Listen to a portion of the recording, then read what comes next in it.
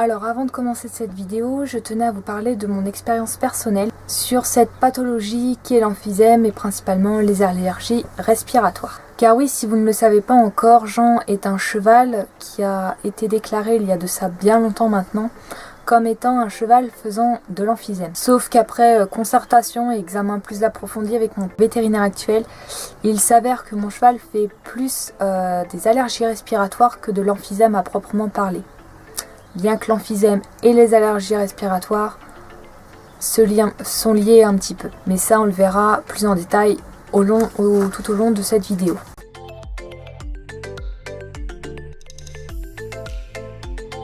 L'emphysème, c'est tout simplement une maladie respiratoire chronique, plus communément appelée asthme, équin ou pousse.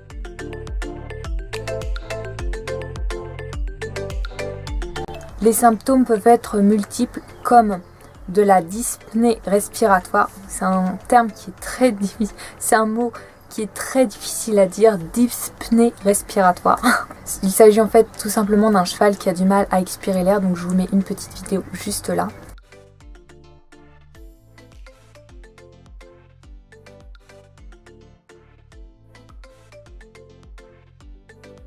Plus ou moins importante, une augmentation de la fréquence respiratoire, une dilatation des naseaux,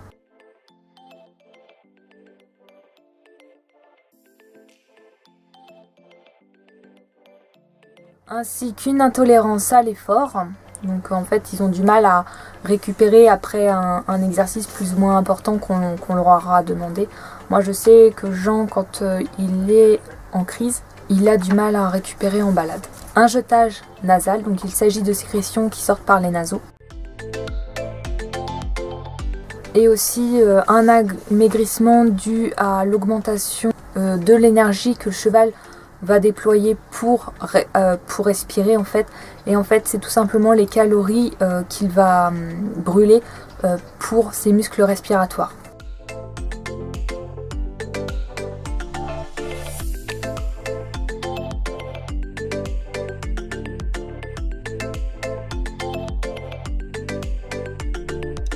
Donc comme je vous le disais plus haut dans la vidéo, les causes de cette pathologie sont principalement dues à des allergies respiratoires. Donc on va parler plus en détail de maintenant qu'est-ce que les allergies respiratoires.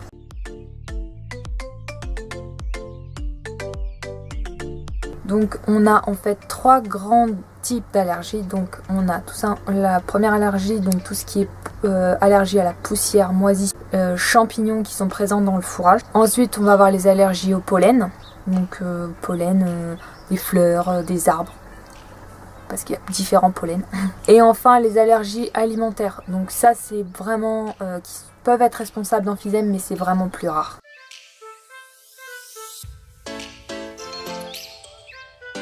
Pour ma part, et suivant les conseils apportés par mon vétérinaire au moment où il m'a annoncé que c'était peut-être plus des allergies respiratoires, on a fait passer en fait un test à Jean, donc c'est tout simplement une prise de sang qu'on va lui faire passer. Ce sang sera analysé, donc on fait passer au moment où il est en crise en fait tout simplement. Et ensuite il a envoyé à un laboratoire qui a analysé et j'ai eu les résultats au bout de 2 semaines il me semble. Alors, ça fait bien longtemps que j'ai fait, donc je crois que c'est 2 semaines ou 1 semaine. Mais je pense que c'est 2 semaines. Donc sur ce test, ça a été révélé que Jean était allergique à tout ce qui était poussière, acariens, donc tout ce qui était dans son environnement, quoi. Tout ce qui est petits acariens qui peuvent se mettre sur les couvertures, tout ça, mais même si ça le gêne pas trop. Enfin, ça, c'est plus la poussière qui le gêne. Pollen aussi, donc ça aussi ça le gêne, donc pollen de certains arbres en fait. Et les graminées aussi. En fait, ce qui est bien dans ce test respiratoire, c'est qu'on va savoir à quel élément en fait est allergique votre cheval. Et en fait, en fonction de ce test, vous pourrez adapter au mieux le traitement à lui apporter ou exemple l'environnement dans lequel il évolue. Vous pourrez modifier si vous le pouvez son environnement pour qu'il ait moins de crises ou qu'il n'en ait plus du tout. Mais plus du tout, je dirais pas parce qu'ils en ont toujours un petit peu.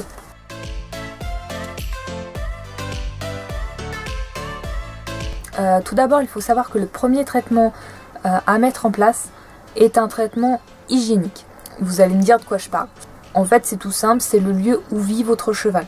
S'il vit en box ou en pâture ou box paddock, ou même son alimentation, c'est tout ce qui concerne son hygiène de vie.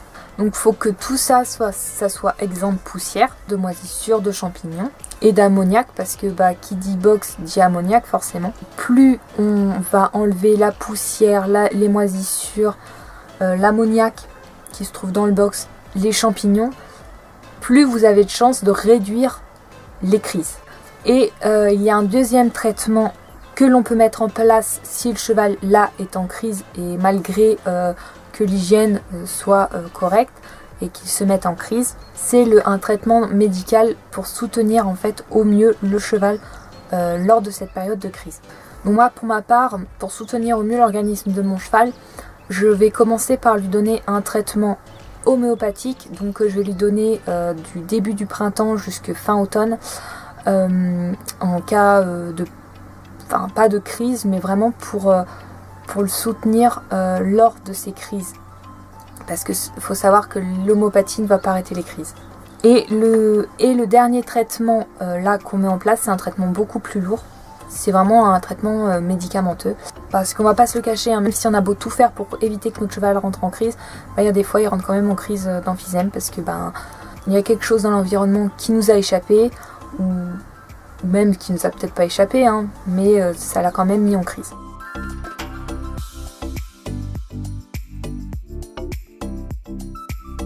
Alors, on va parler maintenant de tout ce qui est traitement médicamenteux à donner à votre cheval. Donc moi personnellement, depuis bientôt 5 ans que j'ai Jean et que je gère du coup son emphysème et ses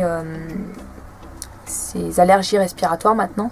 Enfin, maintenant que je sais que c'est des allergies respiratoires. Je lui donne en cas de forte crise, premièrement des anti-inflammatoires, donc corticoïdes, les premiers jours pour l'aider à désenflammer ses voies respiratoires. Ensuite, je vais intégrer à ça un bronchodilatateur quand je vais lui donner pendant quelques jours, ça dépend de la crise.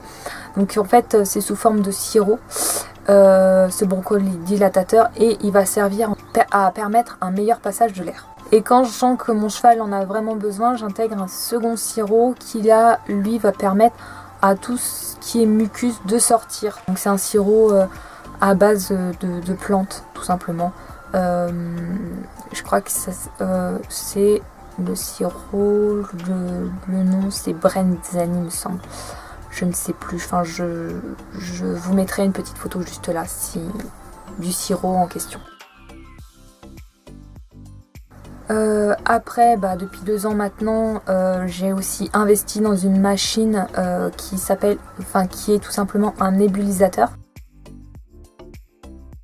Certes, c'est un coût important à l'achat, mais ça a changé de beaucoup la vie à mon cheval et ma vie aussi, je vais pas me mentir.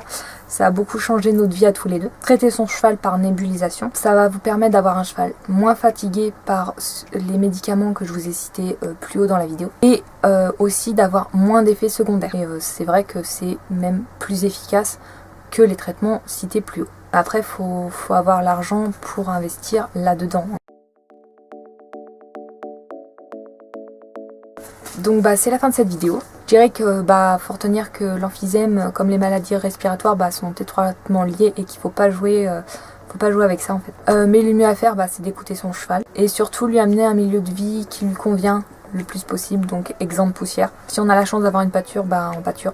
Pour ma part, mon cheval il vit au box paddock avec foin à volonté. Mais j'essaie de gérer au mieux son alimentation ainsi que son hygiène de vie, des locaux et surtout je l'écoute. Quand je vois qu'il est en crise, j'interviens de suite. Depuis, ça fonctionne parce qu'il est vraiment moins en crise qu'avant. Il ne me reste donc plus qu'à vous dire à bientôt pour de prochaines vidéos. Surtout, prenez soin de vous, prenez soin de vos poneys petits et grands. Quant à moi, je vous fais plein de gros bisous et je vous dis à très vite dans de prochaines vidéos. Surtout, n'hésitez pas à vous abonner à la chaîne, mettre un petit pouce en l'air, ça fait toujours plaisir, commentez la vidéo si vous avez des questions et pourquoi pas la partager. Bisous.